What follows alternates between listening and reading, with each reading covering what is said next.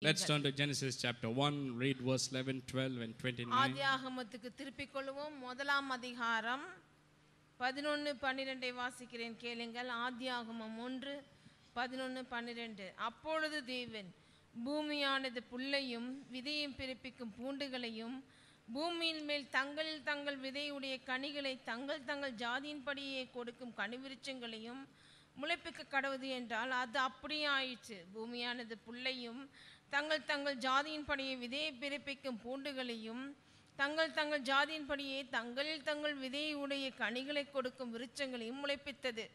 தேவன் அது நல்லது என்று கண்டார். And let's go straight to Genesis chapter 8 verse 22, where it says there, as long as earth remains, seed time and harvest time will remain, sowing and reaping will remain. என்ன சொல்கிறது? ஆதியாகமம் 8:22 கூட பூமி உள்ள நாளளவும் விதைப்பும் மறுப்பும் சீதளமும் உஷ்ணமும் கோடைக்காலமும் மாரிக்காலமும் பகலும் இரவும் முடிவதில்லை என்று தம்முடைய உள்ளத்திலே சொன்னார். So we are talking about a financial and material prosperity, a very important aspect for Christian living. கிறிஸ்தவ வாழ்வுக்கு முக்கியமான காரியமாக பண விஷயத்திலும் பொருளாதாரத்திலும் இருக்கிற செழிப்பை குறித்து பார்த்து கொண்டு வருகிறோம். And I'm showing you how God blesses you and prospers you financially. பண விஷயத்திலே எப்படிதான் தேவன் நம்மை செழிக்க பண்ணுகிறார் என்பதை பார்த்து கொண்டு வருகிறோம். As a believer, you should not be ignorant concerning God's ways. தேவனுடைய வழியை குறித்த மட்டிலே விசுவாசிகளாகிய நாம் அறியாமல் இருக்க கூடாதல்லவா? Should not live your life based on assumptions. ஏதோ எண்ணம் யோசனையின்படி நம்ம வாழ்வை நடத்த கூடாது. Should not assume that God somehow will bless you, somehow he will prosper you. எப்படியாவது இப்படியெல்லாம் செய்வாரு அப்படியெல்லாம் செய்வாரு தேவன் நம்மை செழிக்க பண்ணுவார் என்ற எண்ணம் யோசனை இருக்க கூடாது. No, God has revealed in his word very clearly how he will prosper you and me. தேவன் உங்களையும் என்னையும் எப்படி செழிப்பாக்குகிறார் என்பதை தன்னுடைய வார்த்தையிலே வெளிப்படுத்தி வைத்திருக்கிறார். That is why we need to spend more time with the word. ஆகவே தான் வார்த்தையிலே நாம் நேரத்தை செலவழிக்க வேண்டும். The more you begin to spend time with the word, the more you understand what belongs to you. எவ்வளவு நாம் நேரத்தை வேதத்திலே செலவழிக்கிறோமோ அவ்வளவு அளவில் தெரிய வரும் நம்மளுடையது எல்லாம் என்ன என்பதை. So God has several ways to prosper us. ஆகவே தேவன் அநேக வழிமுறைகளை ஏற்படுத்தி வைத்திருக்கிறார் செழிப்பாக்க நம்மை. And we are looking at the laws of prosperity. விதிமுறைகளை பார்த்து கொண்டு வருகிறோம். செழிப்பாக்க என்னென்ன விதிமுறை இருக்கிறது என்பதை வேதத்திலே. I told you all natural laws and spiritual laws both have been established by God. And they teach us something, they convey to us something. சொன்னேன் அல்லவா, இயற்கை உலகத்தில் இருக்கிற விதிமுறை செயல்படுகிறதா இருந்தாலும் சரி, ஆவிக்குரிய உலகத்தில் இருக்கிற விதிமுறைகளா இருந்தாலும் சரி, இவைகள் எல்லாமே நமக்கு ஒரு காரியத்தை போதிப்பதற்காக நோக்கம் கொண்டு சிருஷ்டிக்கப்பட்டவை. In fact, the entire universe reveals something to you and me. They teach something to you and me. இன்னும் சொல்ல போனா முழு உலகமே நமக்கு ஒரு காரியத்தை போதிக்கிறது. So these laws, I told you, are not established just like that. It is established to convey something to you and me. ஆகவே இவெல்லாம் சிருஷ்டிக்கப்பட்டு இருக்கிறது என்றால் சும்மா இருக்கிறதுக்கு அல்ல, நமக்கு ஒரு காரியத்தை குறிக்கிறதுக்காக இருக்கிறது. So the law of seed time and harvest time, sowing and reaping, was established not to teach you how to cultivate more vegetables and fruits and get a bumper crop. இங்கே தேவனானவர் சொல்கிறார் அல்லவா, விதைப்பு அறுப்பு, விதைப்பு காலம் அறுப்பு காலம் இருக்கும் என்று அது சொல்லுகிறது மூலமாக, அந்த விதிமுறையின் மூலமாக நம்மளுக்கு விவசாயமா சொல்லி கொடுக்கிறார் தேவன். God was not giving a great lesson on farming, agriculture. எப்படி விவசாயம் பண்ணி ஒரு நல்ல ஒரு அறுவடை வர வேண்டும் என்பதற்காக சொல்லி கொடுப்பதற்காக எழுதவில்லை. No, the principle is this. He says abundance. He is teaching about abundance. He says whatever you want in abundance, all you have to do is sow. When you sow, you will reap abundance. That's what he was teaching there. அங்கே என்ன போதிக்கிறார் நமக்கு என்றால், இந்த விதிமுறையின் மூலமாக சம்பூரணத்தை போதிக்கிறார். விதைத்தால் நமக்கு சம்பூர்ணமாய் அறுவடை கிடைக்கும் என்பதை குறிக்கிறார் அதன் மூலமாக. He put variety of everything there, and he says if you want more of that, all you have to do is you eat the fruit, take the seed and sow it, and you'll get a harvest of that. பாருங்கள், அநேக காரியங்களை சிருஷ்டித்து வைத்திருக்கிறார் தேவன். சொல்றாரு, இவை அனைத்தும் உங்களுக்கு சம்பூர்ணமாய் வேண்டும் என்றால் நீங்கள் விதையுங்கள், உங்களுக்கு கிடைக்கும் என்று சொல்கிறார். Secondly, we looked at 2 Corinthians 9:10. We saw that how God is the one who gives seed to the sower and bread to the eater. அது பிற்பாடு 2 கொரிந்தியர் 9:10 பார்த்தோம், எப்படி விதைக்கிறவனுக்கு விதையை கொடுக்கிறார், புசிக்கிறவனுக்கு ஆகாரத்தை கொடுக்கிறார் நம் தேவன் என்று. He is not a taker, not a withholder, he is a giver. அவரை வைத்துக் கொள்ளுகிறவரும் அல்ல, எடுக்கிறவரும் அல்ல, அவர் கொடுக்கிறவரானவர். Then I began to show you it says that he gives seed to the sower. So why he gives seed to the sower? Who's a sower? அவர் விதைக்கிறவனுக்கு விதையை கொடுக்கிறார் என்று சொல்லப்பட்டிருக்கிறதுனாலே யாரெல்லாம் விதைக்கிறவர்கள் என்று சொன்னேன். Who is a sower and why he gives seed to the sower? விதைக்கிறவர் தான் யார், ஏன் விதைக்கிறவர் கையிலே தேவனானவர் விதையை கொடுக்கிறார் என்று பார்த்தோம். Then we look at the second part of the verse where it says how he multiplies the seed that is sown. அது பிற்பாடு அடுத்த வசனம் இருக்கிறது அல்லவா, விதைத்த விதையை பெருக பண்ண ஒரு வல்லவராய் இருக்கிறார் என்ற வார்த்தை. That which is sown, that is multiplied and comes back to us as an harvest. விதைத்த விதை தான் தேவனானவர் பெருக பண்ணி நமக்கு அறுவடையாக கொண்டு வந்து நிறுத்துகிறார். Then we looked at verse 11, why God multiplies it and gives it to us as a harvest so that we may be enriched in all things and in every way. ஏன் அவர் எல்லாவற்றையும் அறுவடையாக நிறுத்துகிறார் விதைத்தவைகளை என்றால் அடுத்த வசனம் 11ஆம் வசனத்திலே சொல்கிறார், நமக்கு எல்லா விதத்திலும் எல்லாவற்றிலும் நம் சம்பூர்ணம் உள்ளவர்களாய் இருக்கும்படிக்கு என்று சொல்கிறார். Show you the 4 types of living. அதுக்கு சொன்னேன் அல்லவா 4 விதமான அளவுள்ள வாழ்க்கை இருக்கிறது என்றும். And the last type is God's will, plan and purpose for you and me. நாலாவது வாழ்வு தான் என்னது அளவு, தேவனுடைய சித்தத்தின்படி வாழ்கிற அளவு. In other words, God wants us to be liberal in our living and liberal in our giving. That's what it's talking about. நம்முடைய வாழ்விலே தேவனானவர் என்ன சொல்ல கொடுக்கிறார் என்றால், வாழ்கிற நம்முடைய வாழ்க்கையிலே உதாரண குணமோடு இருப்போம், கொடுப்பதிலும் உதாரணத்தோடு இருப்போம் என்று. No limitations in your living. வாழும் வாழ்க்கையிலே எந்த ஒரு எல்லையும் இல்லாமல் வாழுவோம் என்று. That's what it's talking about. Liberal. அதுதான் சொல்லுகிறது பாருங்க, உதாரண குணத்திலே. Generous living and generous giving. உதாரணமாய் கொடுப்பது, உதாரணமாய் வாழுவது ஏராளத்திலே. கஞ்சத்தன வாழ்க்கை கிடையாது. That is man's idea. பாருங்க, கஞ்சம் பண்ற வார்த்தை அதெல்லாம் வந்து மனுஷனுடைய தத்துவம். That's why abundance and fullness, so you don't have to worry about anything. ஆகவே தான் பாருங்கள், இத பத்தி எல்லாம் கவலை இருக்க கூடாது என்பதற்காக தானே ஏராளம் சம்பூரணத்தை தேவன் அருளுகிறார். Okay, then we are looking at Galatians 6:7 where it says there, don't be deceived. God is not mocked, don't be deceived. For whatever a man sows he shall reap. என்ன பார்த்தோம்? கலாத்தியர் 6:7. 6:7 என்ன சொல்கிறார் பவுலானவர்? மோசம் போகாதிருங்கள், வஞ்சிக்கப்படாதிருங்கள், மனுஷன் எதை விதைக்கிறானோ அதே அறுப்பான் என்று சொல்கிறார். That is what we are looking at. Don't be deceived concerning the principle of seed time and harvest time, sowing and reaping. பாருங்கள், விதைப்பு, அறுப்பு, விதைப்பு காலம், அறுப்பு காலம் என்கிற இந்த மதி பிரமாணங்கள்லாம் இருக்கிறதே, இதை குறித்த காரியத்தில் மோசம் போகாதிருங்கள் என்று பவுல் சொல்கிறார். Who is the one who deceives? The devil. Satan is the one who deceives people. நம்மை மோசம் போக வைக்கிறவன் யார்? பிசாசு தானே நம்மை மோசம் போக வைக்கிறவன். He doesn't want you to believe God's word. தேவனுடைய வார்த்தையை விசுவாசிக்க கூடாது என்பதிலே அவன் கண்ணும் கருத்துமாய் இருக்கிறான். He doesn't want you to act upon God's word. தேவனுடைய வார்த்தையை நாம் கடைபிடிக்க கூடாது என்பதிலே அவன் கண் வைத்திருக்கிறான். Because when you believe God's word and begin to act upon it, then you begin to experience the blessings of the word in your life. நாம் தேவனுடைய வார்த்தையை அறிந்து அதன்படி கடைபிடித்து நடப்போம் என்றால் அதிலே வருகிற ஆசீர்வாதத்தை பெறுவோம் என்று அவன் அறிந்ததினாலே தான் இப்படி செய்கிறான். So that is why he deceives you, and I showed you how he deceives you, not by denying what God says, but by merely questioning what he said. அவன் எப்படி நம்மை வஞ்சிக்கிறான்? தேவனுடைய வார்த்தை குறித்த மட்டிலே ஏதோ இது வேண்டாம், இது தப்பு என்று சொல்லுவதில்லை பிசாசு நமக்கு. அந்த வசனத்திலே நமக்கு ஒரு சந்தேகமான கேள்வியை உருவாக்குவதன் மூலமாக நம்மை வஞ்சிக்கிறார். As a Christian, you will not deny God's word. கிறிஸ்தவர்களாகிய நாம் எந்த நேரத்திலும் தேவனுடைய வார்த்தையை மறுதலிக்கவே மாட்டோமே. But many Christians question God's word. ஆனால் அநேக கிறிஸ்தவர்கள் தேவனுடைய வார்த்தையை கேள்வி கேட்கிறார்கள், நடக்குமான்னு. That is how he deceives us. இப்படிதான் பிசாசானவன் நம்மை வஞ்சிக்கிறவனாய் இருக்கிறான். I told you how in the beginning God told Adam and Eve, you can partake of every tree except the tree of the knowledge of good and evil. ஆதியிலே பார்க்கிறோமே, தேவனானவர் சொன்னாரு எல்லா கனியையும் புசிங்க, ஆனா நன்மை தீமை அறிகிற கனியை மட்டும் புசிக்காதீங்கன்னு சொன்னாரு. I mean, God did not give 100 commandments and tell them to keep it. அந்த நேரத்துல என்ன 100 கட்டளையா கொடுத்து இது செய்யணும் அது செய்யக்கூடாது என்று சொன்னார்? Only one thing he said. ஒரே ஒரு காரியத்தை தான் சொன்னார், don't partake of this tree, that's all. இந்த கனியை புசிக்காதீங்க. Isn't that very easy to remember? அது ஞாபகம் வைத்துக்கொள்ள ரொம்ப சுலபம் தானே. But the devil came and you know what he said? Did God really tell you? ஆனா பிசாசு வந்து சொல்றான் பாருங்க, உண்மையாகவே தேவன் இப்படி சொன்னாரா? Even today it's the same. இன்னைக்கு அதே மாதிரி தான் செய்றான். இருக்கிறான். This is how he works in our lives, by questioning God's word. Did God really say? Is it true? Will it happen? இன்னைக்கும் கிறிஸ்தவர்களுடைய வாழ்க்கையில இந்த தேவனுடைய வார்த்தையை குறித்த மட்டிலே நம்மள வஞ்சிக்கிறான். எப்படி இது சொல்றதே இது வேலை செய்யுமா? உண்மையில தான் சொல்லப்பட்டிருக்கிறதா? எனக்கு தான் சொல்லப்பட்டிருக்கிறதா? இப்படி எல்லாம் ஒரு சந்தேக கேள்வி. So that is why I am showing you, don't be deceived by the lies of the devil. ஆகவே தான் நான் காண்பிக்கிறேன், பிசாசின் பொய்யினாலே வஞ்சிக்கப்படாதிருங்கள் என்று. Because this is how God has ordained and established to prosper you and me financially. இந்த மாதிரியாக தான் நாம் பணத்திலும் பொருளாதாரத்திலும் செழிக்க வேண்டும் என்று தேவன் ஏற்படுத்தி வைத்திருக்கிற விதிமுறை.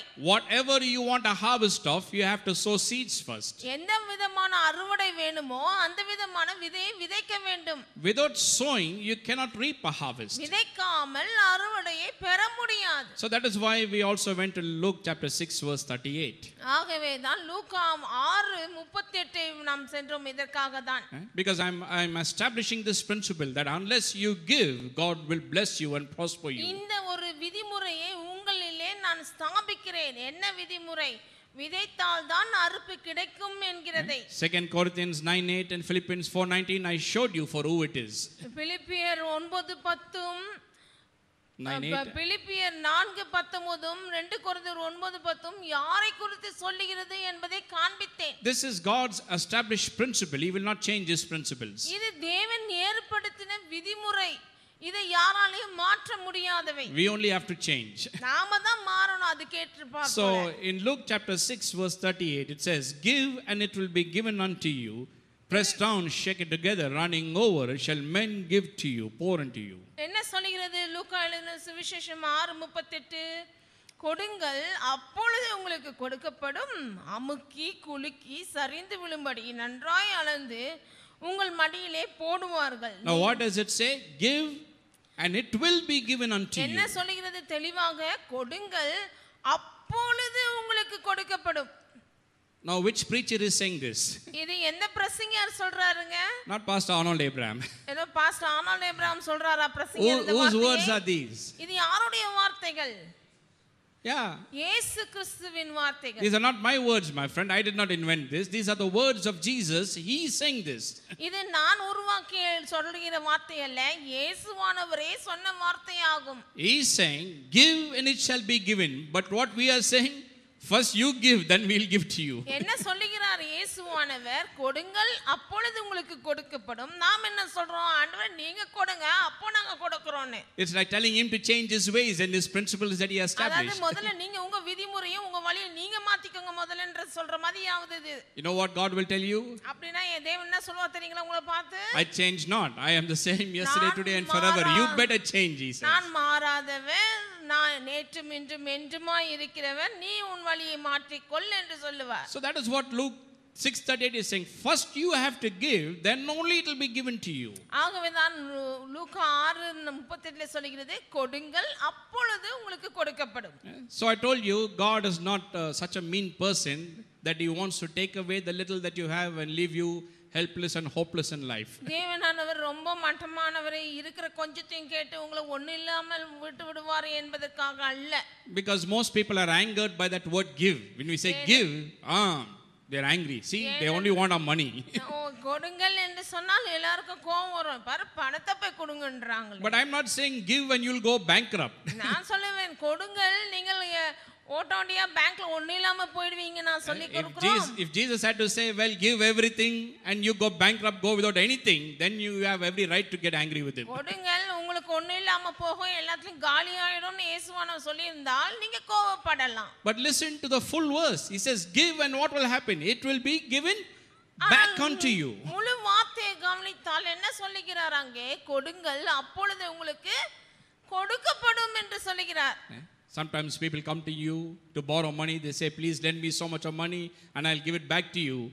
And you just give it because you believe them and trust them. பாருங்க சில வேளையில ஜனங்க மக்கள் உங்ககிட்ட இந்த மாதிரி இவ்வளவு அளவு கொடுங்க கடன் இன்னைக்கு நான் கொடுக்கறேங்கன்னு சொல்றாங்கன்னா அப்படியே விசுவாசித்து நம்பி கொடுக்கிறோம் கடனா. ரொம்ப தாராள மனசு. Immediately they'll give. உடனே கொடுத்துறதுதான் கேட்டாங்கன்னு. But here Jesus is saying give, people are disturbed, they are angered. இங்க இயேசுவானவர் சொல்கிறார் கொடுங்கள்னா ஒரே கோவம் அவங்களுக்குள்ள ஒரு கலக்கம். They are angry against the preachers. They think we want your money. பிரசங்கிமார்களை கண்டு கோபம், பார் நமக்கு ஆசை கேக்குறாங்களே. I tell you, your giving will not make God richer. நான் சொல்கிறேன், நீங்கள் கொடுப்பதினாலே தேவனை பணக்காரராக்க முடியாது. Giving will make you better, make you richer. கொடுப்பது உங்களை தானே பணக்காரர்களாக்கும். So he says, give, it shall be given unto you. And then he says, press down, shake it together, running over, shall men pour into your bosom. என்ன சொல்லப்பட்டிருக்கிறது? கொடுங்கள், அப்பொழுது உங்களுக்கு கொடுக்கப்படும். அமுக்கி குலுக்கி சரிந்து விழும்படி நன்றாய் அளந்து உங்கள் மடியிலே போடுவார்கள். So once again you see a principle established here in the Bible. இங்க பாருங்க, வேதத்திலே இன்னொரு அதிலே விதிமுறை ஒரு நியமிக்கப்பட்டிருக்கின்றது. I told you, if something has to be multiplied and come back to you, then it has to be blessed by God. சொன்னேன் அல்லவா, ஒரு காரியம் விதைக்கப்பட்டு அறுவடையாய் பெருக்கமாய் வர வேண்டும் என்றால் அது தேவனாலே ஆசீர்வதிக்கப்பட்டால் ஒழிய அது பெருகாது. Without God's blessing, it will never multiply and come back to you. தேவனுடைய ஆசீர்வாதம் இல்லாமல் எதுமே நமக்கு பெருக்கமாய் அறுவடையே வராது. So if something has to be multiplied and comes back to you, God has to bless it. ஏதாவது ஒரு காரியம் பெருக்கப்பட்டு உங்களிடத்தில் வர வேண்டும் என்றால் முதலாவது அது அவராலே ஆசீர்வதிக்கப்பட்டிருக்க வேண்டும். And if God has to bless it, then you need to release it. You need to give to God so that he will take it and bless it and give it back to you. அவர் ஆசீர்வதித்து பெருக பண்ணி நமக்கு கொடுக்க வேண்டும் என்றால் நாம் ஒரு காரியத்தை அவர் கையில கொடுத்தால் தானே அவர் ஆசீர்வதிக்க முடியும். Why you need to give it to him so that he will take it and bless it? Because when you give it to him, you show that you are fully trusting him and his word. நம்ம கொடுக்கிறோம் இல்லையா அவரிடத்திலே ஆசீர்வதிக்கும்படியாக.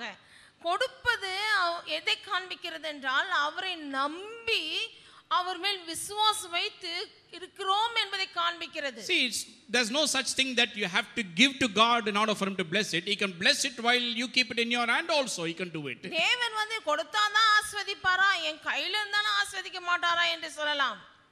Are you getting what I'm saying? சொல்லுகிறது புரியுதுங்களா? நான் கையில கட்டிப்போயமா வச்சிக்கிறேன். I like hold it tight in my hand. You bless it. நான் கையில இறுக்கமா பிடிச்சிட்டு இருக்கேன். ஆண்டவரே நீங்க இங்க வந்து ஆசீர்வதிங்களே. Now it's not that God cannot do that. He can do that. இதை தேவனால செய்ய முடியாதுன்னு இல்ல, அவர் செய்வாரும் கூட. But why he says give it first, release it? ஏன் தேவன் சொல்லுகிறார் கொடுங்கள் என்று, முதல்ல விடுங்கள் என்று ஏன் சொல்லுகிறார்? Because when you give it, when you release it, you show that you are fully trusting him and his word. நாம கொடுத்து நம்ம இடத்திலிருந்து விடுபடும் பொழுது நாம் என்ன காண்பிக்கிறோம் என்றால், தேவனே நான் உம்மிலே நம்பிக்கை கொண்டு விசுவாசிக்கிறேன் என்பதை காண்பிக்கிறோம். அதற்காக தான். It is only when we doubt him, doubt his word, then only we will hesitate to give. கொடுப்பாரா கொடுக்க மாட்டாரா? சந்தேகம் வந்தா தானே நம்ம கொடுக்காமல் இருப்போம். That is why you cannot take your money, hold it like this and say, oh God, please bless it, multiply it and give it back to me. ஆகவே தான் நம்ம கையில இறுக்கமா பிடிச்சிட்டு நீங்க ஆசீர்வதிங்க ஆண்டவரே, இங்க வந்து பெருக பண்ணுங்க, இங்க வந்து அறுவடையா கொடுங்கன்னு சொல்ல முடியாது. That's what many people are doing. அதுதான் அநேக செய்றாங்களும் கூட பாருங்க. Holding it tight. நல்லா பிடிச்சிக்கறாங்க. Oh God, bless it, multiply it and give it back. அற்புதமானவரே நீர் ஆசீர்வதிங்க, பெருக பண்ணுங்க எல்லாம் சொல்றாங்க. No my friend, you have to release it. இல்லை நண்பர்களே, அவரை நம்பி விசுவாசித்து விட்டுவிட வேண்டும். Because when you take it and give it to him, it shows that you have trust and faith in him and in his word. நீங்கள் எடுத்து கொடுக்கும் பொழுது அவர் அண்டையிலே நீங்கள் சொல்லுகிறீர்கள், காண்பிக்கிறீர்கள், தேவனே உம்மை நம்புகிறேன், விசுவாசிக்கிறேன். So that's a principle here. ஆகவே இது ஒரு விதிமுறை, நியமனம், கோட்பாடு. Something has to be multiplied and come back to you means it has to be blessed by God. ஏதாவது ஒன்று பெருக பண்ணப்பட்டு உங்களுக்கு அறுவடையா வர வேண்டும் என்றால் அது தேவனாலே முதலாவது ஆசீர்வதிக்கப்பட்டிருக்க வேண்டும். Something, when it's blessed by God, it comes back to you in abundance. It has to be given to him. தேவன் ஆசீர்வதிக்கப்பட வேண்டும் என்றால் நீங்கள் கொடுக்க வேண்டும். அப்பதான் அவர் ஆசீர்வதித்து பெருக பண்ணி அறுவடையாக கொடுப்பாரும் கூட. Okay, now the thing is, see, this abundance and prosperity and fullness is not some new teaching that has been invented now. இந்த சம்பூரணம், ஏராளம், செழிப்பு என்கிற வார்த்தை போதனை எல்லாம் ஏதோ இந்த காலகட்டத்திலே கண்டுபிடிக்கப்பட்டவை என்று அல்ல போதனை. Because even till today many people don't believe in prosperity. இன்னைக்கும் கூட இந்த காலகட்டத்திலும் அநேகர் செழிப்பை விசுவாசிக்கிறது இல்லை. They don't believe in the teaching of prosperity and abundance. செழிப்பு என்கிற போதனை சம்பூர்ணத்தை குறித்த போதனையை நம்புறது இல்ல, விசுவாசிக்கிறது They இல்ல. think it is some new teaching, false teaching. என்ன நினைக்கிறார்கள்? இவையெல்லாம் கள்ள போதனை என்று. Now my friend, right from the beginning, this is how God planned everything for man. இல்லை, இப்படியாக தான் இருக்க வேண்டும் என்று ஆதியிலிருந்து தேவன் திட்டமிட்டு சிருஷ்டித்தார். Abundance is not an afterthought. சம்பூர்ணம் மனுஷனுக்கு என்று இருப்பது பிற்பாடு வந்த யோசனை அல்ல தேவனுக்கு. God did not create man and wait for him to get hungry or wait for him to get some lack and want and then think about his need. தேவன் மனுஷனை சிருஷ்டித்த பிற்பாடு அவனுக்கு பசி வரட்டும், தேவை என்னன்னு பார்க்கலாம் சொல்லிட்டு அப்புறம் அவனுக்கு தேவையெல்லாம் என்னென்ன யோசிச்சு பண்ணவில்லை. No, before God could ever created man and put him there, God created everything that man would ever need. மனுஷனை சிருஷ்டித்த தேவன் வைக்கிறதுக்கு முன்பாகவே அவனுக்கு என்னெல்லாம் தேவைப்படுமோ எல்லாத்தையும் சிருஷ்டித்த பிற்பாடு தான் அவனை சிருஷ்டித்தாரும் கூட. And he did not ration things out to him there. அதுவும் இல்லாம அவனை சிருஷ்டித்து வைக்கும் பொழுது இவ்வளவுதான் என்று ரேஷன் கார்டு போட்டு கொடுக்கல. He did not say, well, I created everything, in limitation, so better be careful. If you eat everything, you will not have anything. பாப்பா, உன்னை சிருஷ்டித்து வைத்திருக்கிறேன், உன்னை எல்லாத்தையும் தின்றதுக்காக இல்ல, இவ்வளவுதான் சாப்பிடணும்னு அளவா சொன்னாரா? Daily பார்த்து சாப்பிடுங்க. He didn't say like that. அப்படி சொல்லவில்லை. ரொம்ப சாப்பிட்டீங்கன்னா எல்லாம் தீந்துடும். No. Abundance was there. அப்படி சொல்லவில்லை, சம்பூர்ணமாக இருந்தது. In the beginning we see it. அதை ஆரம்பத்திலே நாம் காணலாம். Just go to Genesis chapter 1 verse 31. ஆதியாகமம் 1ஆம் அதிகாரத்துக்கு சென்று 31ஆம் வசனத்தை பார்க்கலாம். 131. We'll read that directly in Tamil. ஆதியாகமம் 1ஆம் அதிகாரம் 31ஆம் வசனம், கடைசி வசனம் பாருங்கள். வாசிக்கிறேன். அப்பொழுது தேவன் தாம் உண்டாக்கின எல்லாவற்றையும் பார்த்தார், அது மிகவும் நன்றாயிருந்தது. சாயங்காலமும் விடிய காலமாகி 6ஆம் நாள் ஆயிற்று. What does it say? And then God saw everything that he created. Everything. God saw everything that he created, and it was what? Bad or good? It was good. இங்க என்ன சொல்லப்பட்டிருக்கிறது? அப்பொழுது தேவன் தாம் உண்டாக்கின எல்லாவற்றையும் பார்த்து அது என்ன சொன்னார்? மிகவும் நன்றாயிருந்தது என்று சொல்கிறார். You will find that word good after everything God created. பாருங்கள், அவர் சிருஷ்டித்த அனைத்துமே நன்றாயிருந்தது என்கிற வார்த்தை அங்க வருகிறது. When he created the light, he saw it was good. When he created the sun, moon and star, he saw it was good. Whatever he created, he saw it was good. பாருங்கள், ஒவ்வொரு நாளும் ஒவ்வொன்றை சிருஷ்டித்தார். வெளிச்சத்தை உருவாக்கினார், சந்திர சூரியனை உருவாக்கினார். ஒவ்வொரு முறையும் சிருஷ்டித்த பிற்பாடு அது நல்லது என்று கண்டார், நல்லது என்று கண்டார் என்று இருக்கிறது. Here it says everything that he created, he saw, he took a look at it and it was good. இங்க என்ன சொல்லப்படுகிறது? அப்பொழுது தேவன் தாம் உண்டாக்கின எல்லாவற்றையும் பார்த்தார், அது மிகவும் நன்றாய் இருந்தது. Now what does it mean when God said it was good? நல்லா இருக்கிறது என்று தேவன் சொல்லுகிறார் என்றால் என்ன அர்த்தம்? Many secular organizations, secular people have taken a lot of words from the Bible and they are applying it and using it. அநேக உலகத்தால இருக்கிறவங்க அவங்களுடைய வேலை ஸ்தலத்திலே அவங்களுடைய வாழ்க்கையிலும் அநேக வேதத்தில் இருக்கிற வார்த்தைகளை எடுத்து உபயோகிக்கிறார்கள். Christian people are leaving the words of the Bible, but secular people are taking the words from the Bible and using it. சில வார்த்தைகளை கிறிஸ்தவ மக்கள் தான் வேணான்னு ஒதுக்கிறோம், ஆனா அந்த வார்த்தைகளை தான் உலகத்தாருங்க எடுத்து பயன்படுகிறார்கள். We look at the word good and we say it's bad word. கெட்ட வார்த்தை நினைக்கிறோம். We think it's a bad word. பாருங்க, உலகத்தை we think it's a bad word. Christian people. சில வார்த்தைகளை நாம் வேண்டாத தவறான வார்த்தை, கெட்ட வார்த்தை என்று எண்ணுகிறோம் வேதத்தில் இருக்கிற வார்த்தைகளை. Prosperity, we think it is a bad word. Enjoyment is a bad word, we think. என்ன நினைக்கிறோம்? செழிப்புன்றது கெட்ட வார்த்தை, அனுபவிக்கிறது என்பது கெட்ட வார்த்தை. Good, we think it's a bad word. நல்லது என்பது கெட்ட வார்த்தை. But the secular people are quite smarter. They are more wiser than us at times. பாருங்க, உலகத்தாருங்க அவங்க நம்மள காட்டிலும் ரொம்ப புத்திசாலியா பண்றாங்க. They know prosperity is good. ஏன்னா அவங்களுக்கு தெரிஞ்சிருக்கு செழிப்புனா ரொம்ப நல்லது வேணும்னு. They know enjoyment is good. அனுபவிக்கிறதுனா நல்லது என்று அவங்களுக்கு தெரிஞ்சிருக்குது. That is why 5 days they work and 2 days they want to enjoy. பாருங்க, 5 நாள் வேலை செய்றாங்க, 2 நாள் அனுபவிக்கறாங்களாம். Because 5 days they are working hard. பாருங்க, 5 நாள் அவங்க கடினமா வேலை செய்யறதுனால. So the weekends they want to enjoy. ஆகவே வாரத்தின் கடைசியிலே அவர்கள் அனுபவிக்கிறார்கள். So you need to understand this word good. What does it mean when God said, looked at everything that he created and said it is good? எல்லாவற்றையும் பார்த்து தேவன் நல்லது என்று கண்டார் என்று சொல்லப்பட்டிருக்கிறதே, அப்படி என்றால் என்ன அர்த்தம்? Well, many, I told you, people use this word good today. இன்னைக்கு அநேகர் நல்லது என்கிற good என்ற வார்த்தையை உபயோகிக்கிறார்கள். Secular organizations, IT people, many of them use the word good, many of them use the word have a good day or have a nice day, they say. என்ன சொல்றாங்க பாருங்க, உலகத்தால இருக்கிறவங்க பெரிய பெரிய கம்ப்யூட்டர் கம்பெனில எல்லாம் வேலை செய்றவங்க இன்னைக்கு நாள் நல்லா இருக்கட்டும்ங்க, have a good day, நல்ல நாளா இருக்கட்டும் உங்களுக்கு எல்லாம் அப்படிலாம் உபயோகிக்கிறாங்க நல்லது என்கிற வார்த்தை. So what do they mean when they say have a good day, have a nice day? நல்ல நாள் இருக்கட்டும் உங்களுக்கு நல்ல நேரம் இருக்கட்டும் என்று சொல்லும் பொழுது என்ன சொல்ல வருகிறார்கள்? So what did God mean when he say everything was good that he created? அது எதை சொல்ல வருகிறார்கள் என்றால் தேவன் சிருஷ்டித்த ஒவ்வொன்றையும் நல்லது என்று கண்டாரே அந்த வார்த்தையை தான் சொல்கிறார்கள். Well, it means everything is suitable for man, everything is pleasing for man. என்ன சொல்கிறார், என்ன அர்த்தம் அவர் அப்படி சொல்லும் பொழுது தேவனானவர் மனுஷனுக்கு ஏற்றதாய் இருக்கிறது. That's what it means there. Everything is suitable, everything is pleasing. எல்லாமே அவனுக்கு பிரியமானதாய் இருக்கிறது. நம்ம சிருஷ்டித்த அனைத்துமே அவனுக்கு நல்லதாய் இருக்கிறது என்று கண்டார். Means everything is fitting and admirable. எல்லாமே மனுஷனுக்கு அனுபவிக்க கூடியதாய் அவனுக்கென்று உருவாக்கப்பட்டு நல்லா இருக்கிறது அவனுக்கென்று சொன்னார். It also means sufficient and satisfactory. நல்லது என்று கண்டார் என்கிற இன்னொரு அர்த்தம் என்றால் அவனுக்கு எல்லாவற்றுக்கும் போதுமானதும் கூட என்பது அர்த்தம். You have all these meanings in the Amplified Bible. இது amplified versionல இருக்கிற வேதாகமத்திலே இந்த வார்த்தைகள் அனைத்தும் வந்து நிக்குது. Sufficient and satisfactory. தேவைக்கு போதுமானது, திருப்தி செய்யக்கூடியது என்கிற வார்த்தை. So everything that God created, God saw that it was sufficient and he was satisfied that he had done more for man.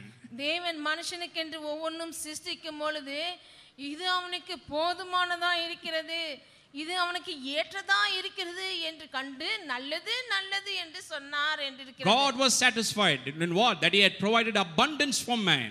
தேவன் மனுஷனுக்கென்று சம்பூர்ணத்தை சிருஷ்டித்தாரு, அதை பார்த்து இவரும் திருப்தி அடைந்தார் தேவனானவர். So abundance is not an afterthought, my friend. ஆகவே சம்பூர்ணமாய் இருப்பது என்பது பிற்பாடு வந்த யோசனை அல்ல தேவனுக்கு. In the very beginning when God created man and created all things for man, he created everything in abundance for man, and God saw everything that he created and God was satisfied that man will have abundance of everything. தேவனானவர் மனுஷனை சிருஷ்டிக்கிறதுக்கு முன்பாகவே ஒவ்வொன்றையும் உருவாக்கி சிருஷ்டித்து வைத்து ஒவ்வொன்றையும் பார்க்கிறார். இது மனுஷனுக்கு போதுமானதா இருக்கிறது, ஏராளமா இருக்கிறது என்று ஒவ்வொரு வாட்டியும் சம்பூர்ணம் இருக்கிறதா மனுஷனுக்கு என்று கண்டு நல்லது நல்லது என்று கண்டு திருப்தி அடைந்தார் என்று சொல்கிற அர்த்தம். Before man could ever fall into sin, you will find that there is no lack, no want, no sickness, no disease, nothing there. பாருங்கள், மனுஷன் பாவத்துக்கு கீழ்ப்படியாமல் பாவத்தில் விழுவதற்கு முன்பாக அவனுக்கு எல்லாமே இருந்தது, போதுமானதாய், அவனுக்கு ஒரு வியாதி ஒன்னும் குறைச்சல் இல்லை. It is only after he rebelled against God and sinned against God and driven out of the garden there, then only life became hard, difficult, miserable for him. He had to toil and sweat even for the food to eat. பாருங்கள், அவன் பாவம் செய்து தோட்டத்தை விட்டு விரட்டி அடித்த பிற்பாடு தானே அவனுக்கு பிழைப்பே வேர்வை சிந்தித்தான் உணவை உண்ணா கூடிய நிலைமை வந்தது அவனுக்கு. Because of his sin he brought a curse upon the entire universe. அவன் செய்த பாவத்தின் நிமித்தமாக முழு உலகத்துக்குமே பாவத்திலே மூழ்கடித்து விட்டான். The earth was now under a curse. இப்பொழுது உலகமே பூமியும் சாபத்துக்கு கீழாக producing thorns and thistles. பாருங்கள், பூமியிலே முள்ளும் புதரும் கிளம்பி வருகிறது. Now man had to work very hard, he had to sweat, he had to toil, hard labor, more labor, less money. ஆகவே தான் இப்பொழுது மனுஷன் என்ன பண்ணுகிறான், அநேக காரியங்களை கடினமாய் வேர்வை சிந்தி வேலை செய்யறான், ஆனாலும் பலன் ரொம்ப குறைவாய் வருகிறது அவனுக்கு. When it happened? Only after man's sin. இது எப்போ நடந்தது அவனுக்கு இந்த மாதிரியான நிலைமை? அவன் பாவம் செய்த பிற்பாடு தானே. That is why Jesus came into this world to redeem us not just from sin and sickness and disease but even from poverty and all these curses.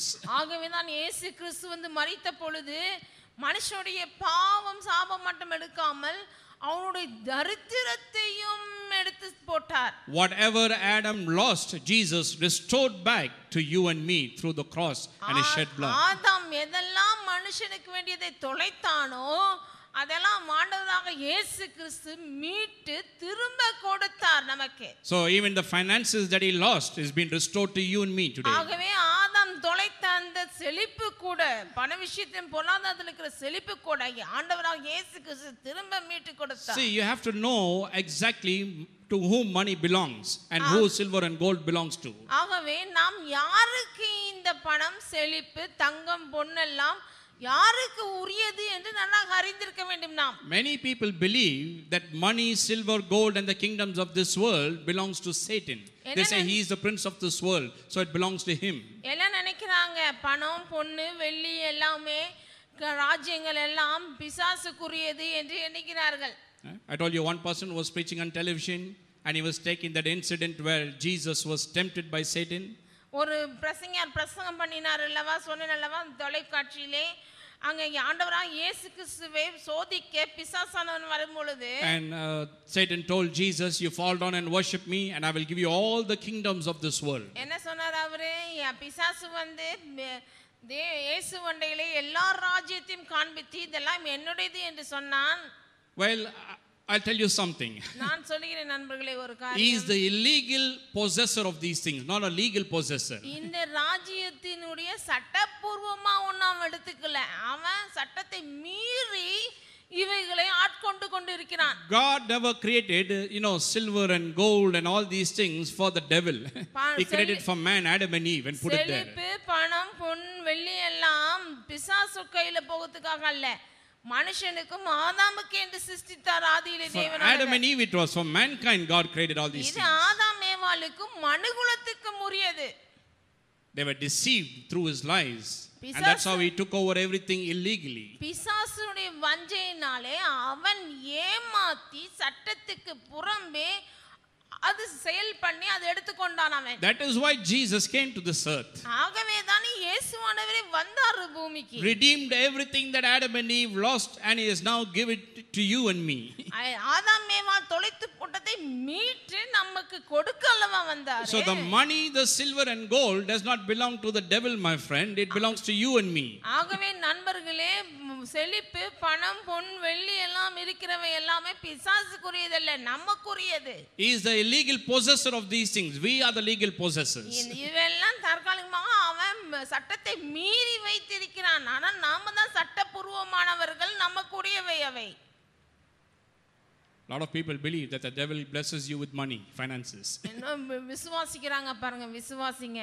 பிசாசு தான் பணத்தை கொடுத்து அவன் செழிக்க பண்ணிக்கிறான். They don't know the very nature of the devil. பிசாசுனுடைய சுபாவத்தையே அறியல, அவன் குணத்தையே. He is not a giver, he is a taker. பிசாசானவன் கொடுக்கிறவன் இல்ல, பிடுங்குறவன். He has nothing to give you. உங்களுக்கு கொடுக்க அவன்கிட்ட ஒண்ணும் இல்ல. He is a liar, the father of lies, the Bible says. அவன் பொய்யனும் பொய்க்கு பிதாவாய் அப்பனமாய் இருக்கிறான் என்று வேதம் சொல்கிறது. But preachers and other people are believing whatever he says. அவன் சொல்கிறதை பிரசங்கிமார்களும் ஜனங்களும் விசுவாசிகளும் நம்புறாங்க. Even if he said the kingdom of this world belongs to him, அவன் இந்த உலகத்தின் ராஜரீகம்லாம் என்னுடையதுன்னு சொன்னாலும், are you going to believe that, my friend? அவன் சொன்னதை நீங்க விசுவாசிக்க போறீங்களா நண்பர்களே? You're going to believe what the devil says? பிசாசு சொல்றதையா நீங்க நம்ப போறீங்க? I tell you, I choose not to believe what he says, because when he opens his mouth, he only speaks lies. அவன் சொல்றதை நீங்க விசுவாசித்தீங்கன்னா உங்களுக்கு தெரியும், நான் வாயை திறந்தாலே பொய் தான் பேசுவான் அவன். Now, many years ago, I used to go with a lot of preachers. ரொம்ப வருஷத்துக்கு முன்பாக பிரசங்கிமார்களோட போவேன் நான். Studying in Bible school at that time. அப்ப படிச்சிட்டு இருந்த வேதாகம கல்லூரியிலே. And I was very hungry for God's word and to do ministry, so a lot of people used to take us and do ministry. தேவனுடைய வார்த்தை குறித்து மூலியத்தை குறித்து வாஞ்சியா இருக்கிறதுனால போவேன், அவங்களே என்னை கூட்டிட்டு போவாங்க. And we had one good friend of us, and he claimed to be a specialist in casting out demons. He said he had the gift of casting out demons and breaking witchcraft spells. அதுல ஒரு நண்பர் பிரசங்கியார் என்ன செஞ்சாரு, நான் வந்து பிசாசுகளை துரத்துற வரம் பெற்றவன் நானு, ஆகவே எந்த பிசாசு கட்டையிலே நான் விடுதலை பண்ணுவேன்னு சொன்னார். So I used to go there and watch what he does. ஆகவே அவரோட போய் அவர் என்ன செய்றாருன்னு பார்த்தேன். And he will call those people, say you must fast and come on Tuesday and Friday. என்ன சொல்வாரு, சரி செவ்வாய்க்கிழமை வெள்ளிக்கிழமை உபவாசிச்சிட்டு வா. And then when they fast and come, he will tell that demon, go on the name of Jesus. That say, no, I won't go. அப்ப சொல்வாரு, ஜனங்கள் இடத்துல வந்து கூட்டி வந்து ஜெபம் பண்ணுவாரு, பிசாசே போன்னுவாரு. பிசாசு சொல்ல நான் போக மாட்டேன். He will catch them by the hair and shake them like this and அவங்களே they'll be, you know. அவங்க இவர் என்ன பண்ணுவாரு, முடியை பிடிச்சி ஆட்டுவாரு, அவங்களும் ஆடுவாங்க. He'll press their cheeks, make their mouth open and pour oil, coconut oil. வாயை அழுத்தி வாயை திறந்து அவங்க வாய்க்குள்ள எண்ணெய் ஜெப எண்ணெய் ஊத்துவாரு. The blood of Jesus, he said, drink the blood of Jesus, and he'll pour the coconut oil down their throat. ரத்தம் இது, குடி இயேசுவின் ரத்தத்தை என்னவாரு. Still nothing will happen. ஒண்ணும் ஆகாது அப்பயும். And then finally, கடைசியா the demon that is in that person, you know, he'll tell that demon, promise on God's word that you will leave this person and not come back again. அப்புறம் சரின்னு பிசாசு சொன்னோனே Bible எடுத்துக்குவாரு. இல்ல மேல சத்தியம் பண்ணு Bible மேல நீ திருப்பம் வர மாட்டே இந்த ஆளுகிட்டனே. And that person will promise on the Bible. The demon will speak to that person. Okay, I promise that I will leave this person and not come again. And one big, you know, galada will take place and the demon will leave the person. ஒண்ணே அந்த பிசாசு சொல்ல அந்த மனுஷன் மூலமா நான் சத்தியம் பண்றேன் பைபிள் மேல நான் இனிமேல் வர மாட்டேன் சொல்லிட்டு ஒரு பெரிய சத்தியம் பண்ணிட்டு ஒரு ஆட்ட அலக்கழித்துட்டு ஓடுற மாதிரி காமிக்கும். So first time when I saw this, I really thought he's a gifted man of God who had the power to cast out demons. நான் முதல்ல பாக்கும்போது பாருப்பா இவர் நல்ல மனுஷன் வரம் பெற்றிருக்காரு பிசாசுலாம் துரத்துறாரு நல்லா தான் யோசிச்சேன். Then next week I went, the same person is that demon possessed. அடுத்த வாரம் போனா அதே ஆளு பிசாசு பிடிச்சே வந்திருக்காரு திருப்பி. Same old tricks. அதே மாதிரி திருப்பியும் சத்தியம் வாங்குறாரு. Again he's taking the Bible and say, I promise I will leave and never come back again. திருப்பியும் அது சத்தியம் போடுது நான் போறேன் இந்த ஆளை விட்டு நான் இனிமேல் வர மாட்டேன்னு. ஒரு வாட்டி ஏமாறலாம், ரெண்டு வாட்டி ஏமாறலாம், சும்மா ஏமாந்தவனா இப்படி அவன் சொல்ல சொல்ல இவங்களும் ஏமாந்துட்டு இருக்கிறார்கள்.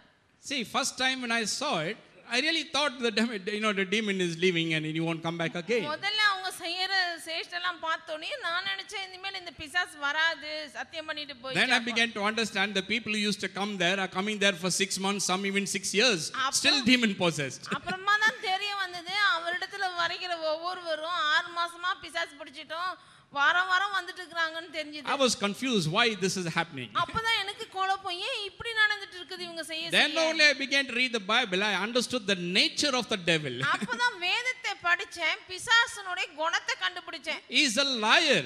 அவன் பொய்யன். The father of lies. If he opens his mouth, is only lies. அவன் பொய்க்கு பிதாவுமா இருக்கிறான். வாயை திறந்தா அவன் பொய் தான் பேசுவான். And our good preachers are believing his lies rather than God's word. நம்ம நல்ல பிரசங்கிமாருங்க தேவனுடைய வார்த்தையை நம்பாம அவனுடைய வார்த்தையை விசுவாசிச்சு நம்பிட்டு இருக்காங்க. Then itself I understood this person was wrong. அப்போ கண்டுபிடிச்ச இந்த நபர் ஊழியக்காரர் தான் தப்பு செய்றாருன்னு. Because if the devil what he was saying was true, then next time the person should have been delivered, not come back again with the same problem. ஊழியம் செய்யற மாதிரியும் அந்த பிசாசு சொல்ற மாதிரி இருந்தா அடுத்த வாரம் அந்த பிசாசு அவரை பிடிச்சிருக்க கூடாது அல்லவா? So when I asked him, நான் கேட்டேன் அவரை பார்த்து why again and again the same thing is happening? ஏங்க திரும்ப திரும்ப அதே மாதிரி நடக்குதுன்னு கேட்டேன். இல்ல வீட்ல ஏதோ கட்டு இருக்கும். வீட்ல கட்டு இருக்குதுன்னா What cut I asked? என்ன கட்டு? No, there'll be some black cord or something. ஏதோ கருப்பு கயிறு ஏதாவது இருக்கும் அதனால தான் திரும்ப திரும்ப வருது. That has more power than the name of Jesus. இயேசுவின் நாமத்துக்கு அந்த கருப்பு கயிறு இருக்குதான். இயேசு நாமத்தை விட வல்லமையா? See, that is why you need to believe what God's word says. ஆகவே தேவன் வார்த்தை என்ன சொல்கிறதோ அதை விசுவாசிக்க வேண்டும். Don't believe Satan's words. பிசாசுடைய வார்த்தையை நாம் விசுவாசிக்க கூடாது. All these things don't belong to him, my friend. It belongs to you and me. அவன் சொன்னானே நாம நம்ப கூடாது. இதெல்லாம் அவனுடையது அல்ல, நம்முடையது. So abundance is for us, not it's not an afterthought. It's from the beginning. This is of God thought about you and me. சம்பூர்ணம் என்பது நமக்குரியது. இது தேவன் பிற்பாடு யோசிக்கல. மனுஷனை சிருஷ்டித்ததுக்கு முன்பாகவே சிருஷ்டித்து வைத்தார் மனுஷனுக்கென்று. Because that's his nature. ஏனென்றால் அது தேவனுடைய சுபாவம் சம்பூர்ணம். He is the king of kings. Then when he gives, he'll give like that only, like a king gives. ராஜாதி ராஜன். அவர் ராஜாதி ராஜனாச்சே. கொடுக்கும் பொழுது அவருடைய ராஜாதி ராஜன் அளவுக்கு கொடுப்பார். Okay, so let's come back to Luke 6:38. இப்போது லூக்கா எழுதின சுவிசேஷம் 6:38க்கு திருப்பி கொள்ளுவோம். And just look at the returns that God promises here. நமக்கு தேவன் வாக்கு பண்ணுகிற திருப்ப கொடுக்கிறதை பற்றி It says, it shall be given unto you, pressed down, shake it together, running over, shall men pour into your bosom. என்ன சொல்கிறதை கொடுங்கள் அப்பொழுது உங்களுக்கு கொடுக்கப்படும். அமுக்கி குலுக்கி சரிந்து விழும்படி நன்றாய் அளந்து உங்கள் மடியிலே போடுவார்கள். To understand this, you need to understand the Old Testament. இந்த வார்த்தையை புரிந்து கொள்ள பழைய ஏற்பாட்டை நாம் பார்க்க வேண்டியதா இருக்கிறது. For a moment, just turn with me to Leviticus chapter 19. லேவியராகமம் 19. லேவியராகமம் 19ஆம் அதிகாரத்துக்கு திருப்பிக் கொள்ளுங்கள்.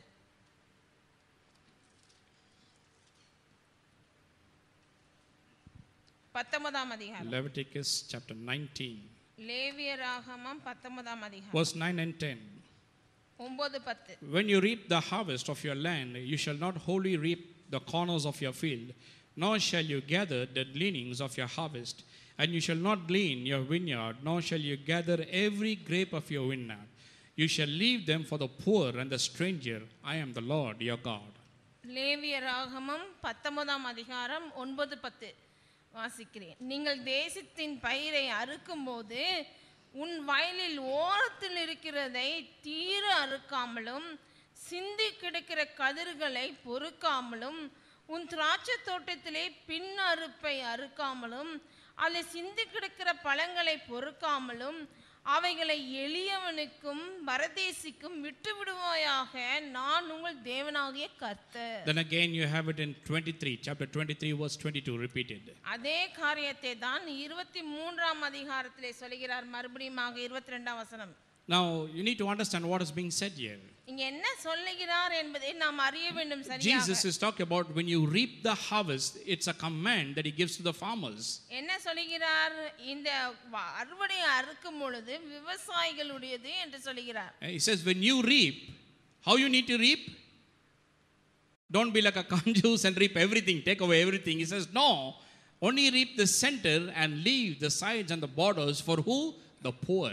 என்ன சொல்லுகிறார்? விவசாயியிடத்திலே நீ அறுக்கும் பொழுது அறுவடை நேரத்திலே பிஸ்னாடித்தனம் பண்ணாமல் எல்லாம் ஒட்டோடு அறுத்து எடுத்துன்னு வந்துடாது. எல்லாத்தையும் வீட்டுக்கு ஓரத்தில் இருக்கிறதை விட்டுவிடு, சிந்தி கிடக்கிற கதிரையும் எடுக்காதே பொறுக்காதே என்று சொல்கிறார். You know, 2 years ago I did a subject, I taught a subject in Bible school called Biblical Economics. அது 2 வருஷத்துக்கு முன்பாக வேதாகமத்தின் பொருளாதாரம் என்று ஒரு போதனையை நம்மளுடைய வேதாகம கல்லூரியில் போதித்தேன். And I was surprised when I began to study that subject. அந்த பாடத்தை நான் ஆரம்பத்தில் கற்றுக்கும் பொழுது எனக்கே ஆச்சரியம் உண்டாயிற்று. All through the Bible you will find that God always cares for the poor. He thinks of the poor. He has, the poor in his mind. ஆதியிலிருந்து பார்க்கலாம் தேவனுடைய எண்ணம், அவர் கண் எப்போதுமே எளியவர்கள் மேலும் பரதேசியர் மேலும் அப்பப்போ அவர் காண்பிக்கிற இரக்கத்தை பார்க்கலாம். He doesn't want people to be in poverty. பாருங்கள், தரித்திரத்திலும் எளிமையிலும் ஜனங்க இருக்கிறதை தேவனுக்கு பிடிக்கவில்லை. Sometimes poor people think that God doesn't care about them. எளியவர்கள் ஏழ்மையில் இருக்கிறவங்க சில வேளையில தேவன் நம்மளை கண்டா எரிச்சல் போல இருக்குது, கோபம் போல இருக்குது என்று எண்ணுகிறார்கள். While you read the Bible, you will find how much God cares for you. ஆனால் நான் சொல்கிறேன், எளியவர்களுக்கும் ஏழ்மையானவர்களுக்கும் தேவன் எவ்வளவு அக்கறை உள்ளவர் என்பதை பார்க்கலாம் நண்பர்களே. That is why I say poverty, lack and want all cannot be eradicated unless biblical principles are applied and used in the nations. ஆகவே தான் சொல்கிறேன், தேசங்களிலே ஏழ்மையை ஒழித்து விடலாம் என்று என்ன திட்டம் போட்டாலும் கையேறாது. ஏனென்றால் வேதாகமத்தின் படி இருக்கிற விதிமுறைகளை எடுத்து போட்டால் தான் தேசத்திலே ஏழ்மையை ஒழிக்க முடியும். So God says, is telling to the farmers, when you reap the harvest, don't take away everything, don't reap everything. ஆகவே விவசாயிகளுக்கு சொல்கிறார் தேவனானவர், அறுவடை நேரத்துல அறுத்து எடுத்துட்டு போகும்பொழுது எல்லாத்தையும் சொட்ட எடுத்துடாதீங்கன்றாரு. அப்படிதான் சில பேர் பண்ணுவாங்க, கொஞ்சம் கூட விட மாட்டாங்க, எல்லாத்தையும் அறுவடை பண்ணுவாங்க. They'll take away everything, even little they won't leave. கொஞ்சம் கூட விடுறதில்ல, இருக்கிற முளைச்சிருக்க ஓரத்துல இருக்கதெல்லாம் போட்டு அறுத்து எடுத்துட்டு போயிடுவாங்க. God says don't do that, just harvest the center, leave all the borders for the poor. என்ன சொல்கிறார்? தன் ஜனங்களிடத்துல எல்லாத்தையும் அப்படி செய்யக்கூடாது, ஓரத்துல இருக்கிறதெல்லாம் விட்டுருங்க, தீர வெட்டாதீங்க, சிந்தி கிடக்கிறத பொறுக்காதீங்கன்னா சொல்றாரு. So every time you harvest, this is what you need to do, he said. ஆகவே அறுவடையின் பொழுது இதுதான் நீங்க செய்யணும்னு சொல்றாரு. So there were two types of harvesters. ஆகவே ரெண்டு விதமான அறுவடைக்காரர்கள் அங்க இருக்காங்க. One is what we call the primary harvesters or the paid harvesters. முதல் அறுவடைக்காரங்க எப்படின்னா வேலைக்கு வெச்சு அவங்க அறுக்குறவங்க. They are people who are paid. They are hired and they are paid by the hour. You work 1 hour, you'll get so much. So they are paid to reap the harvest. அறுவடையில ரெண்டு அறுவடைக்காரங்க. முதல் அறுவடைக்காரங்க எப்படின்னா ஆட்களை கூப்பிட்டு அந்த அறுவடைக்காரங்களுக்கு கூலி கொடுத்து இந்த விவசாயி என்ன பண்றாரு, அறுக்க சொல்றாரு. இவங்க வந்து முதலான அறுவடைக்காரர்கள். Even today this principle is followed. இன்னைக்கும் அப்படிதான் விதிமுறை கையாள்றாங்க. When a landlord has a lot of land, lot of acres to be harvested, சொந்தக்கார நிலத்திற்குரியவருக்கு நிறைய அறுவடை வளைஞ்சிருக்கும் பொழுது என்ன செய்றாரு, workers are not sufficient in his village, அவருடைய கிராமத்துல ஆட்கள் போதல அறுவடை அறுக்கிறதுக்கு ஏக்கர் கணக்கா இருக்குது என்று சொன்னா, he hires workers from other villages and he pays them per the hour. மற்ற கிராமத்துல இருந்து அறுவடைக்காரங்களை வர வச்சு அவங்களுக்கு நேரம் மணிக்கணக்கு தகுந்த மாதிரி கூலி கொடுப்பார். So this is one type of harvesters where they were paid to come and reap the harvest. ஆகவே இவங்க பேர்ல அறுவடைக்காரங்க. இவங்களுக்கு சம்பளம் கிடைக்குது, வந்து மணிக்கணக்குல அந்த மணிக்கணக்கு தகுந்த மாதிரி அறுவடை செஞ்சுட்டு கொடுத்துட்டு போயிடுறாங்க கூலி வாங்கிட்டு. Now since they were paid by the hour, it didn't matter how much they harvested in the baskets. ஆகவே அவங்க மணிக்கணக்குக்கு தகுந்த மாதிரி நேரத்துக்கு தகுந்த மாதிரி அறுக்கிறதுனால அவங்க அறுக்கும் போது மெதுவா இருப்பாங்க. எவ்வளவு அறுவடை வருதுன்றலாம் அவங்களுக்கு கவலை இல்ல, அவங்க வேலை. So how they will harvest is they will just harvest, fill the basket and go put it in the barn and come back. என்ன செய்வாங்க, இந்த மாதிரி கூலி ஆளுங்க அறுவடை செய்யும் பொழுது வெட்டுவாங்க, எடுத்து கதிரை கட்டி கூடையில போட்டு கொண்டு போய் களத்துல கொட்டிட்டு திரும்பி வருவாங்க, திருப்பியும் வெட்டுவாங்க. Because they were paid by the hour, so it didn't matter how much they fill the basket. They'll just fill it and go and dump it and come back. ஆகவே அவங்க அறுக்கும் பொழுது நிறைய ரொப்பிட்டு ஒரே நேரத்துல நிறைய கொண்டு போய் கொடுத்தாதான் நம்ம நிறைய நேரம் வரும்னு அப்பலாம் அவங்களுக்கு அக்கறை இல்ல. அவங்க சும்மா அறுப்பாங்க, கூடைய நெருப்பாங்க, கொண்டு போய் நடந்து போய் கொட்டிட்டு திருப்பியும் வருவாங்க, திருப்பியும் அறுப்பாங்க. For them it really didn't matter how full the basket was. ஆகவே அவங்க கூடைய நிரப்பும் பொழுது நிரப்பணும் அத பத்தி எல்லாம் கவலை இல்ல, போட்டு ரொப்பிட்டு அப்படியே தூக்கிட்டு போவாங்க. Because they were paid for the job. ஏன்னா அவங்க கூலி கொடுக்க போறான், அறுவடை பொறுத்து கிடையாது, அதனால கூலிக்கு செய்வாங்க. But then this was not the case of the other harvesters who were poor. ஆனால் இரண்டாவது அறுவடைக்காரங்க வராங்க, அவங்க எளியவர்கள். They were not paid, they were poor. அவங்களுக்கு வந்து கூலி கிடைக்காது, அவங்களுக்கு அவங்க வந்து ஏழை தரித்திரத்துல இருக்கிறவங்க. So that is why God said leave all the sides there for the poor so that they come and they can take it and go home so that they will not die of starvation. அப்போ சொல்றாரு தேவனானவர், ஆகவே தான் நீங்க அறுக்கும் பொழுது சுத்தமா அறுத்துறாதீங்க, ஓரத்துல இருக்கிறத விட்டுருங்க, சிந்தி கிடக்கிறத விட்டுருங்க, ஏன்னா எளியவர்கள் வந்து எடுத்துட்டு போட்டோம், தேசத்தை தரித்திரங்க இல்லாம இருக்கட்டும் சொல்லி சொன்னார். See the mind of God. பாருங்க தேவனுடைய எண்ணத்தை. Let them take it, let them take abundance, let them take how much they want so that they will have plenty and not just starve without food. எளியவர்கள் வந்து எடுத்துட்டு போட்டோம், அவங்களுக்கு வேண்டியதெல்லாம் எடுத்துட்டு போட்டோம், சிந்தி கிடக்கிறதையும் ஓரத்துல இருக்கிறதெல்லாம், ஏன்னா அவங்க பிழைக்கட்டும் சொல்றாரு தேவனானவர். So these people were not paid. ஆனா இந்த மாதிரி இரண்டாவது அறுவடைக்காரங்க கூலிக்கல்ல. But they can only harvest the sides, they cannot come and harvest the center of the field. அவங்க வந்து ஓரத்துல இருக்குது மிஞ்சி போனதை தான் எடுக்கலாம் ஒளி, அவங்க வந்து நடுவுல இருக்கிற அறுவடை எல்லாம் வந்து வெட்டி எடுக்க முடியாது. The sides were for them to harvest. அது ஓரத்துல இருக்கிறது தான் அவர்களுடையது இரண்டாவது அறுவடைக்காரங்க. And sometimes they have to travel so far to go and harvest. பாருங்க இந்த மாதிரி எளியவர்கள் பரதேசிகள், அவங்க வீடு எங்கேயோ இருக்கும், அறுவடைக்குன்னு வந்திருப்பாங்க பொறுக்கிறதுக்காக. So for them it all dependent on how much they took back home. ஆகவே இந்த மாதிரி இரண்டாவது அறுவடைக்காரங்க வரும்பொழுது எளியவர்கள் எவ்வளவுக்கு எவ்வளவு பொறுக்கணுமோ எவ்வளவுக்கு எவ்வளவு அறுக்கலாமோ மீதி இருக்கிறதை எடுக்க பார்ப்பாங்க. Since their homes were far away, அவங்க வீடு ரொம்ப தூரம் போக வேண்டியதா இருக்கிறதுனால they cannot just take and put in the basket and go home and dump it and come back. By that time everything will be over. அவங்க கூட கொண்டு வந்துட்டு வீட்ல இருந்து அந்த ரொப்பிட்டு கொஞ்சம் கொஞ்சமா ரொப்பிட்டு திருப்பி கொட்டிட்டு திருப்பி வரலாம் இருக்க முடியாது, ஏன்னா எல்லாம் காலி ஆயிடும் அதுக்குள்ள. So to them how much they filled in the basket really mattered. ஆகவே இந்த இரண்டாவது எளிய அறுவடையர்கள் அவர்கள் கூட கொண்டாந்தாங்கன்னா அதை எவ்வளவுக்கு எவ்வளவு நிரப்பலாம் தான் பாப்பாங்க. Because how much they would take home, so much the home will have. ஏன்னா எவ்வளவுக்கு எவ்வளவு ஒரு நடையில எடுத்துட்டு போறாங்களோ அவ்வளவுதான் அவங்க வீட்டுக்கு கிடைக்கும். That is why Jesus used this term, because the people of his day understood what he said. ஆகவே தான் இந்த மாதிரியான வார்த்தையை போட்டு இயேசுவானவர் பேசுகிறார். ஏன்னா அவருடைய பின்னணி, அவர் பேசின ஜனங்களுடைய பின்னணி இப்படி இருக்கிறதால புரிந்து கொள்வார்கள். So how these people will fill their baskets? ஆகவே இரண்டாவது அறுவடைக்காரங்க எளியவர்கள் வந்தாங்கன்னா எப்படி நிரப்புவாங்க அவங்க கூடைய? You just put yourself in that. அதுல நீங்க உங்களை வச்சு பாருங்களேன். You are a poor person. நீங்க தான் எளியவர்கள், living far away from the land. எங்கயோ பட்டணத்துக்கு வெளியில உங்க வீடு இருக்குது. And you have come here to harvest the sides. நீங்க இருக்கிற நிலத்துல இருக்கிற ஓரத்தெல்லாம் எடுத்துட்டு போலாம்னு வரீங்க. And your family is all depending upon the food that you take home there. நீங்க கொண்டு வரதை வச்சு தான் அங்க காத்து நிக்கறாங்க குடும்பத்துல பொங்கறதுக்கு. How much you take, so much you will have in your home. எவ்வளவு எடுத்துட்டு போறீங்களோ அவ்வளவுதான் வீட்ல கிடைக்கும் இருக்கும். So how you will fill your basket now? அப்படின்ற நேரத்துல நீங்க எப்படி உங்க கூடைய நிரப்புவீங்க? Will you simply take some harvest and put it there and go home? சும்மா இருக்கதனா சும்மா ஒண்ணா ரெண்டா எடுத்துட்டு போய் தோப்பின் போட்டு சும்மா அங்க அப்படியே எடுத்துட்டு போய்டுவீங்களா? No, my friend. இல்லை நான். That is what Jesus is saying. ஆகவேதான் Press down, shake it together, running over, shall men pour into your bosom. அப்பதான் சொன்னாரு, அந்தக்காக தான் விளக்கி சொல்கிறார், அமுக்கி குலுக்கி சரிந்து விழும்படி மன்றாய் அளந்து மனிதர்கள் உங்கள் மடியிலே போடுவார்கள். So what they will do is, first is they will fill the basket full. முதலாவது என்ன செய்வார்களாம்? முதல்ல கூடைய நல்ல நிரப்புவாங்க அமுக்கி. Not half full.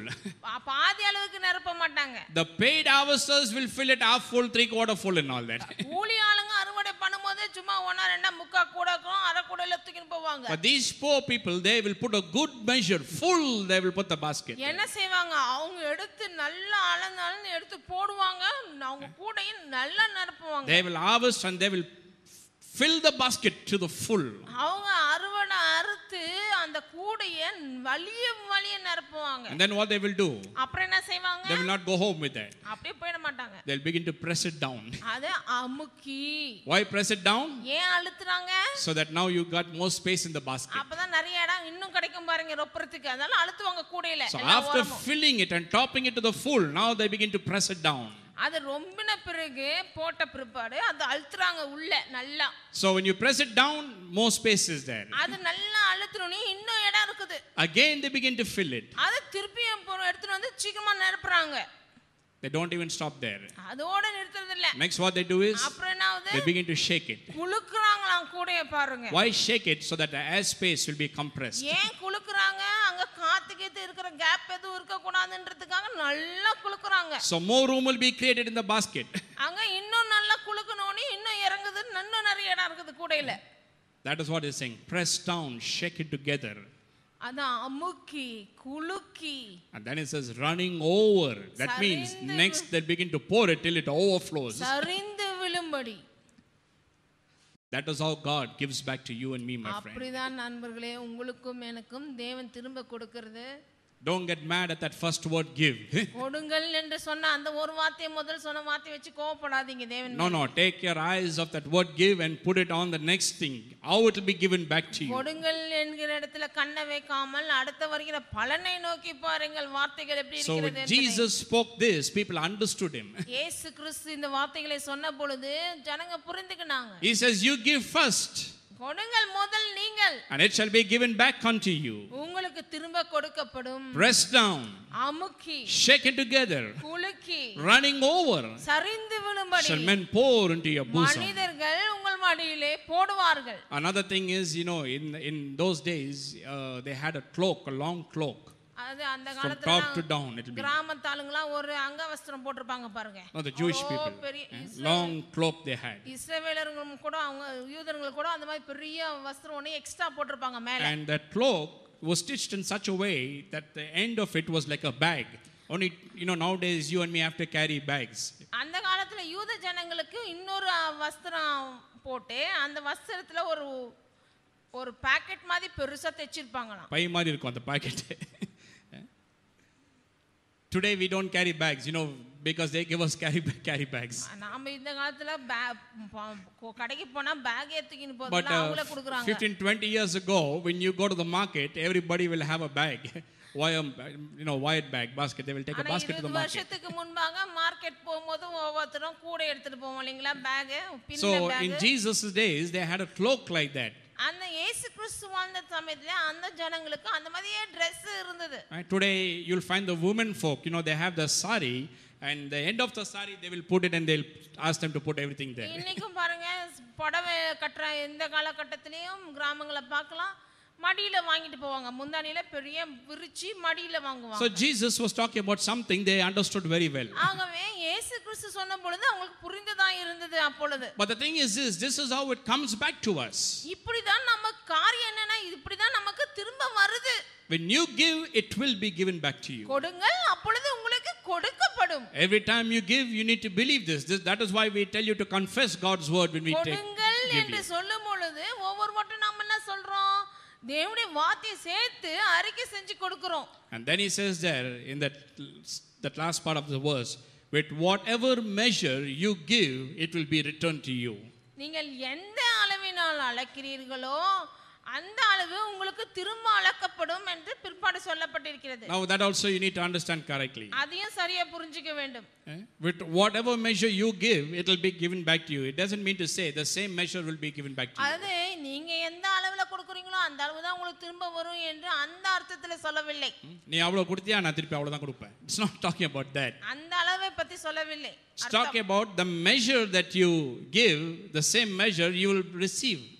அது எந்த அளவிலே கொடுக்கிறீங்களோ அந்த அளவிலே உங்களுக்கு திரும்ப திரும்ப கொடுக்கப்படும். So I told you, I put it like this. இன்னொரு வார்த்தையில சொல்றேன் பாருங்க. You sow teaspoonful of seeds there, your harvest will be measured in teaspoonful. அதாவது டீஸ்பூன்ல எடுத்துட்டு போய் விதைச்சீங்கன்னா அறுவடை வரும்போது டீஸ்பூன்ல தான் எடுத்து போடுவாங்க உங்களுக்கு. You give cupful, your harvest will be measured in cupful bag. கப்ல கொண்டு போய் உங்களுக்கு விதைச்சி கொடுத்தீங்கன்னா கப்ல தான் உங்களுக்கு அளந்து திரும்ப கொடுக்கப்படும். You give barrel full.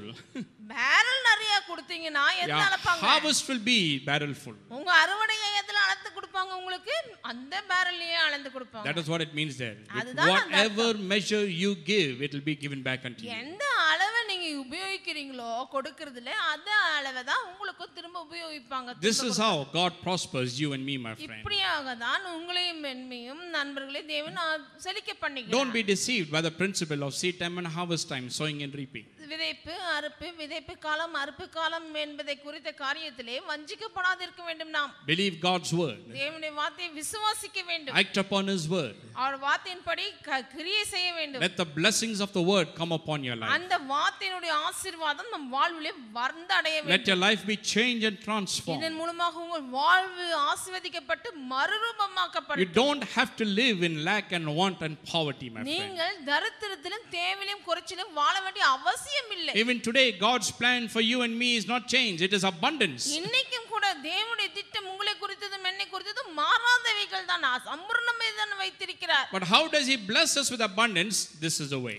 எப்படி நம்மை சம்பூர்ணத்தினாலே ஆசீர்வதிப்பார்? இந்த விதிமுறையின் மூலமாக. Amen. Amen. That is why we preach and teach it. ஆகவேதான் பிரசங்கிக்கிறோம் போதிக்கிறோம். Not because we want the money. ஏதோ எங்களுக்கு காசு வேணும் என்பதற்காகவா? No. இல்லை. I didn't put my faith and trust in you and believe you and come and start ministry here.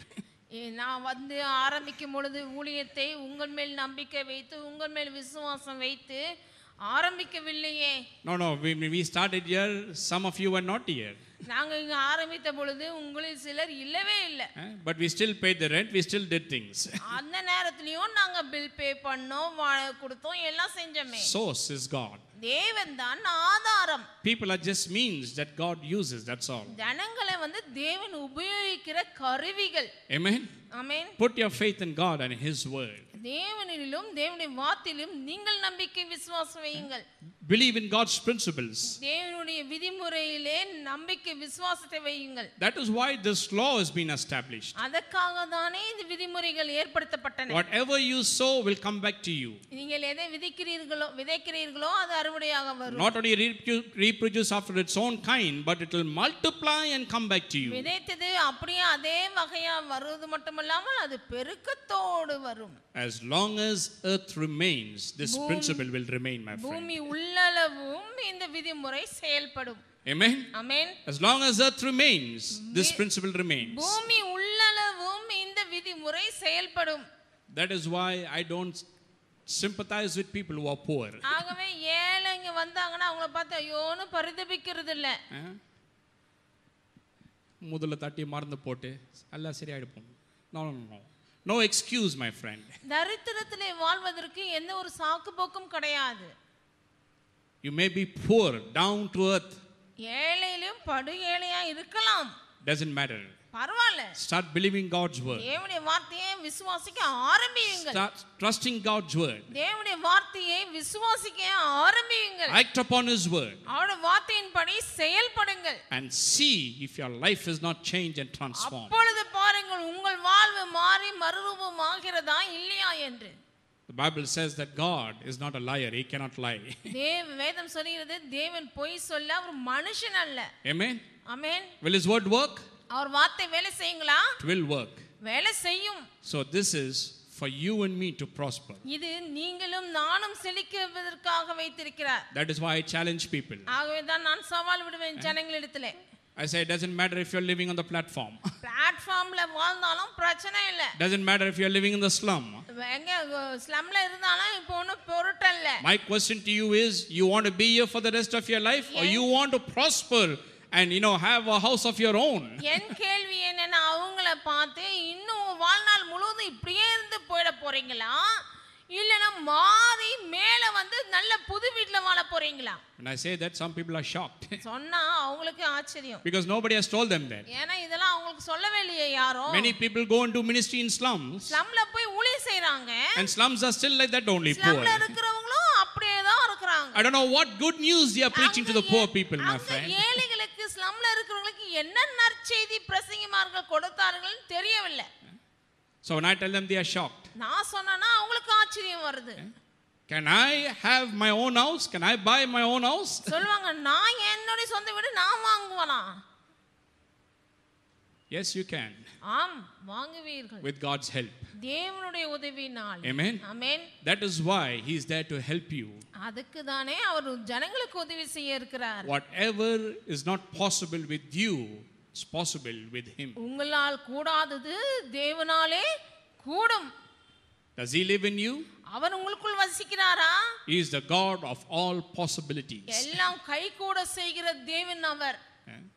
Sometimes when I say this, only then they begin to think about these things. அப்ப சொன்னாதான் அவங்க யோசிக்கவே ஆரம்பிக்கிறாங்க ஜனங்க. I told you in the villages when I go and preach, கிராமங்கள்ல போய் பிரசங்கிக்கும் பொழுது they all, some of them are shepherds and they take care of cows and they are people who do agriculture. இடையர்களா இருக்காங்க பாருங்க, சில பேர் கிராமத்துல இருக்கிறவங்க ஆடு மாடு மேய்ச்சிட்டு கோழிகளை மேய்ச்சிட்டு விவசாயம் பண்ணிட்டு they themselves think they are useless, good for nothing. அவங்களே தங்களை எண்ணிப்பாங்க, என்னடா நான் எதுக்கு உதவி இல்லையேன்னு. ஆடு மேய்க்கிறதோட சரி நம்ம வேலை, they think. So I tell them, well, it doesn't matter if you don't know Bible, at least know secular history.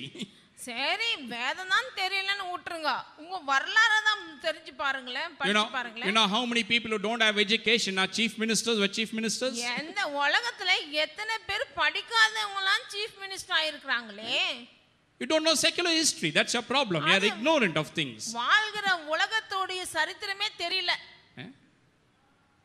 You have God in you. தேவனே உங்களுக்குள் இருக்கும் பொழுது you can be something. நீங்கள் பெரிய ஆளா ஆகலாமே. CMO ஆகலாம். CM ஆகலாம். Nowadays it's very easy to become CM, not difficult at all. இப்போ இந்த காலகட்டத்துல CM ஆகிறது ரொம்ப சுலபமா இருக்குது.